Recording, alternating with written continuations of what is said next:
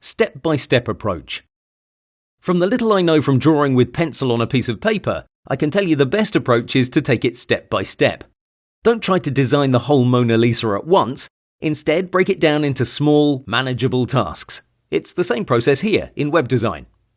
I like to work in the following way. Read the brief or the customer's instructions several times until you find out what's important to him. Then look for inspiration. Afterwards, make a sketch, a crude, simple layout based on what you saw in your inspiration website. Then start from the top all the way to the bottom, element by element. Don't move on to the next one until you're happy. The first area will be the header. This generally includes the logo, a phone number, maybe a shopping cart and the main menu. Don't move down to the hero area until you're confident that these are top-notch quality. Of course, there are some exceptions. The design must create an atmosphere. It should be a whole, not great-looking individual pieces stuck together even though they don't belong.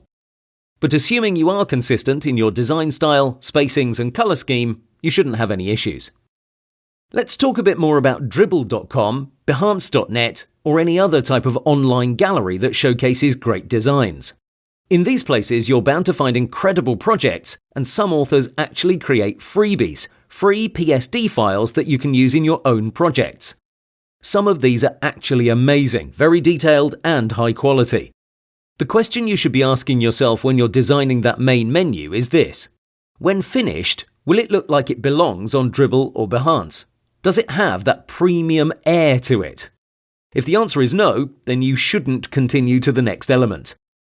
Of course, there are exceptions, like we saw in the design of Suthan S, where simple elements come together in a brilliant package.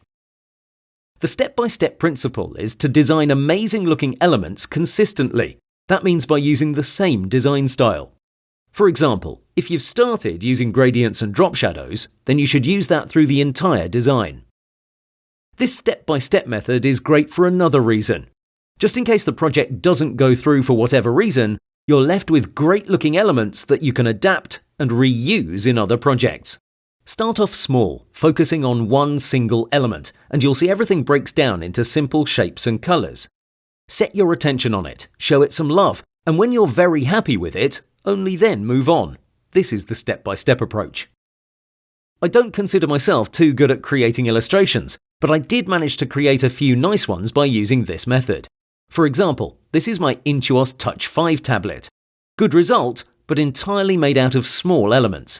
When you break it down into its core shapes, all of a sudden it's not that scary anymore. The Business Monster is the end result of a tutorial I did for the 99 Designs blog. I know for some of you this might seem simple, yet for some it might be extremely complicated. If you're in that second group, don't worry about it. Use the step-by-step approach and you're bound to create something awesome. Another example is this old-school boombox I actually featured on my blog quite a while ago.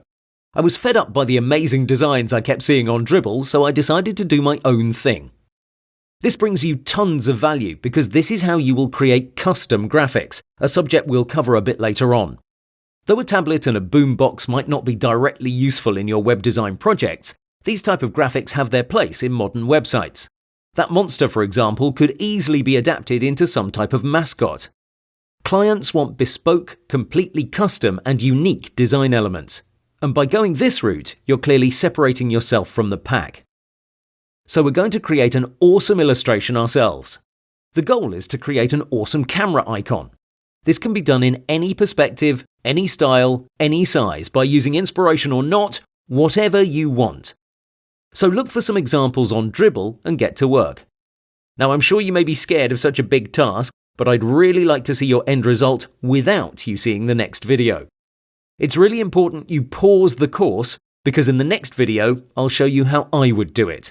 Please don't just stand and watch me work. Either skip over the next lecture until you're ready to perform the exercise by yourself, or pause it right now and jump on it. The next video is not intended to be a side-by-side follow-along video.